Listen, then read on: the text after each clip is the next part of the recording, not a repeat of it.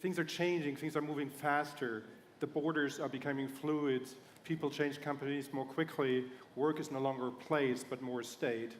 And what we want to discuss during this session is basically what does that mean for the organization of a company, what does it mean for leadership, and how a company is led, how a company is structured. And what better to have like 4 eminent leaders of the German economy to discuss this. And we'll start this off with 2, what's I think called in German impulse statements. The first one is by Simone Menne, and Simone Menne is the Chief Financial Officer of Lufthansa. Simone, the floor is yours.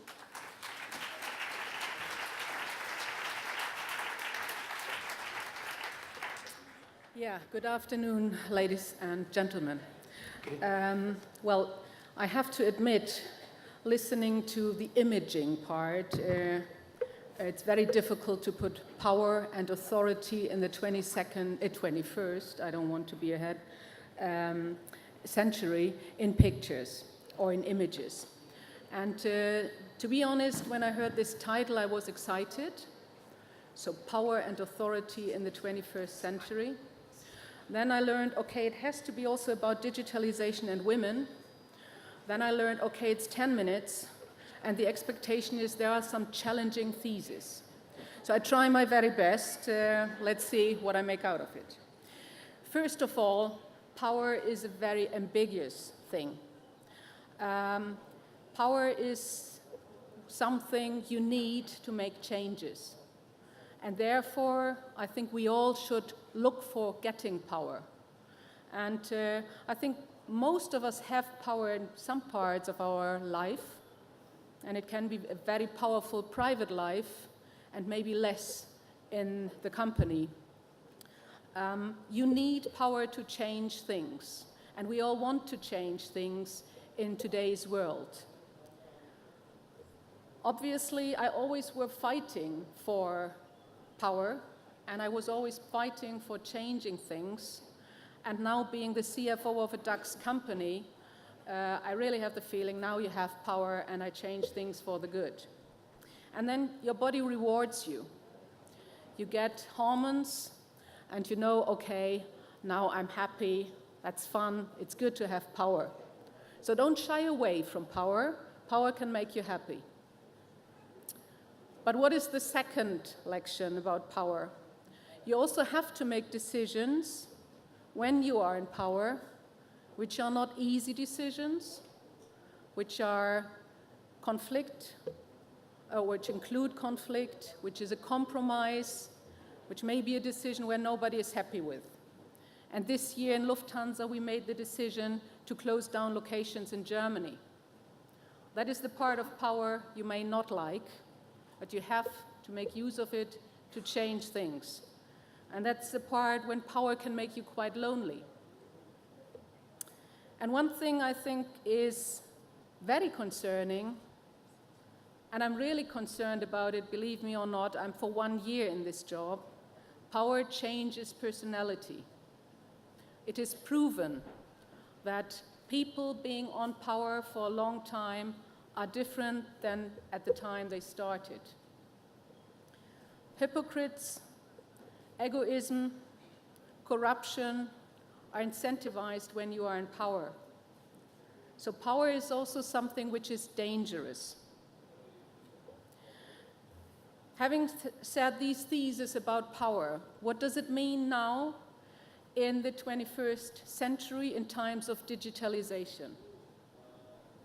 In the past, power was very often given together with position, hierarchy, knowledge, and information. Keeping information for yourself could make you powerful. Having a specialist knowledge could make you powerful. Definitely position and hierarchy make you powerful. It's still today that for all these 4 positions you get power, but on the other hand there is a shift.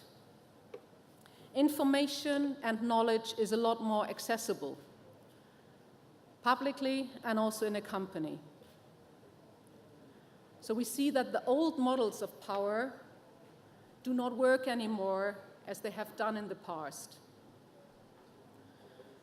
So there are still some old models in place, but we also can see, and we see that especially today, the misuse of power in companies and also in politics. And we can also see the power of the masses on the streets by using digitalization. And you can see the power of your employees in a company when there is a shitstorm discussing about the salary of the board or other issues. So misuse is easier disguised, and there is a power of employees or of people on the street. So what we need in companies with this development is, to a certain extent, for some leaders, a paradox. To have success in a company, you have to share information, you have to sponsor innovation, and you have to feed collaboration. And the paradox is, you have to give power away to come into a leading position as a company, and therefore also to come into a leading position as a board member.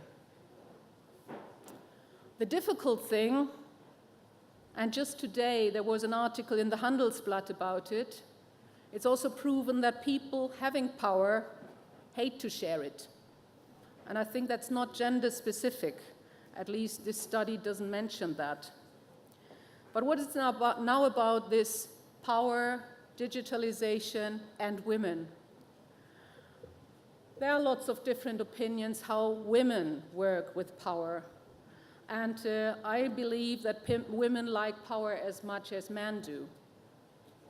And they sometimes use and they sometimes misuse power. But it also seems that there are some proven information that women use power more as a social power, doing something good for a society or for a community, and less for their personal and individual favor.